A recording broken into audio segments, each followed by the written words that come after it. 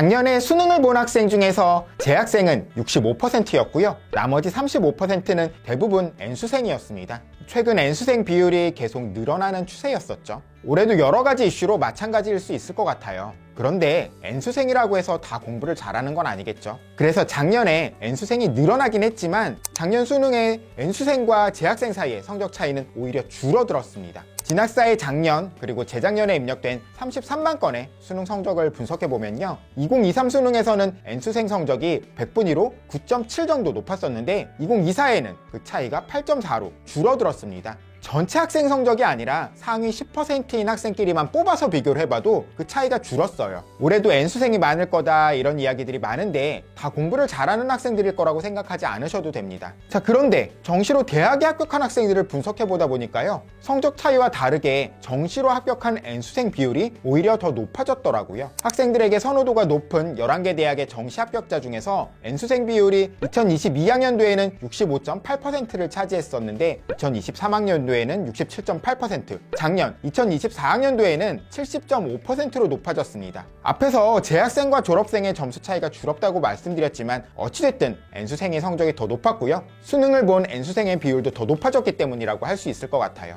주요 대학 정시에서 N수생 합격 비율이 가장 높았던 곳은 한양대학교였습니다. 그 비율이 무려 75.5%로 정시 합격자 4명 중에 3명이 N수생이었고 단 1명만 재학생이었어요. 그리고 이화여대, 경희대, 고려대도 평균보다 높은 N수생 비율을 보였습니다. 가장 낮은 곳인 서울대도 62.8%나 차지했죠. 아무래도 서울대는 직윤이라는 고등학교 추천을 받아야 하는 전형이 따로 있고, 물론 졸업생도 추천받을 수 있긴 하지만 재학생의 추천이 좀 더 많았기 때문으로 보여요.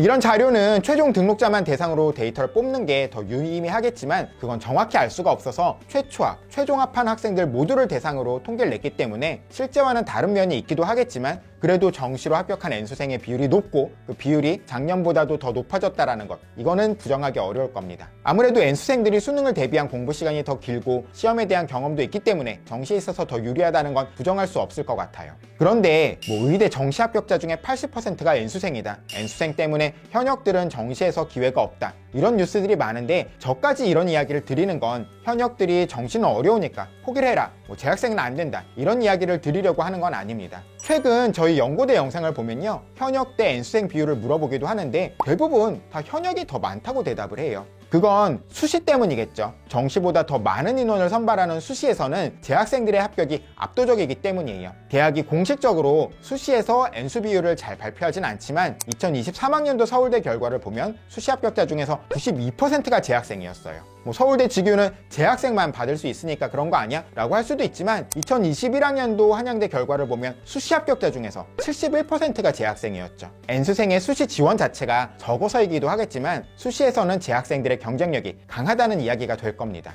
그리고 수능 성적을 잘 받았어도 수시에 합격해서 정시로 지원할 수 없는 재학생들도 있었을 거고요. 작년 같은 경우에는 재학생 숫자가 정말 최저점을 찍었던 해이기도 합니다. 앞으로 10년 동안을 비교해봐도 작년보다 고3 숫자가 적은 경우는 없을 것 같아요. 이렇게 고3 학생 숫자가 작았는데 수시로 빠져나간 학생들이 많아서 정시 자원 자체가 부족했던 거라고 받아들일 수도 있어요. 그리고 또 N수생들처럼 정시에 올인해야지 이렇게 생각하는 재학생이 그렇게 많지 않은 걸 생각해보면 정시 합격자 중에서 30%가 현역이라는 것, 이 비율 자체를 너무 비관적으로 생각할 필요가 없습니다. 내가 준비하는 전형에 맞춰서 열심히 준비하면 되는 거예요. 매년 입시가 그렇지만 올해도 변수가 많죠. 의대 증원도 그렇고 수학이나 탐구를 어떤 과목 선택해도 자연계열에 지원 가능한 대학도 많아져서 사탐런이라는 변수도 있고요. 대학들이 자율전공학과를 많이 개설하기도 해서 뭔가 또 복잡해진 느낌이 많이 들겠지만 그런 건 사실 좀 부차적인 문제라고 생각하시면 될 것 같아요. 내가 할 공부에만 집중한다면 수시에서든 정시에서든 충분히 좋은 결과를 현역들도 받을 수 있을 거라는 말씀을 드리고 싶었습니다. N수생이 많다고 해서 기죽지 마시고요. 하루하루 내가 계획했던 것들을 충실히 해나가시면 좋겠어요. 자, 그럼 오늘 영상은 여기서 마치고요. 다음에 다른 주제로 다시 인사드리겠습니다. 감사합니다.